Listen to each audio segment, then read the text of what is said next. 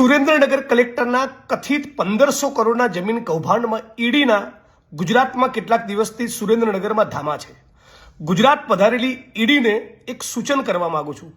બ્રહ્મભટ્ટ નામના એક અધિકારી નિવૃત્તિ બાદ ન્યૂઝ ચેનલમાં બહુ અદ્ભુત ડિબેટ કરતા હોય છે। એ મહેસાણા જિલ્લાના રહેવાસી છે, હું પણ મહેસાણાનો છું। મહેસાણાના ખદડપુર, સિરોસણા અને બાલ્યાસણ ગામે એમણે અન્ય પોતાના સગાવાલાના મળતિયાઓના નામે કોઈ જમીનો ખરીદી છે। ईडी जो आ मुद्दे तपास करे तो મને પાક્કો ભરોસો છે ખાલી હાથ વાપસ નહીં લૂંટના પડેગા। સાથોસાથ કોઈ શ્રેયા ઇન્ફ્રાસ્ટ્રક્ચરમાં એમનો મોટા મૂડીરોકાણ છે અને જો હા તો એ એમના પગારના પ્રપોર્શનમાં હતા।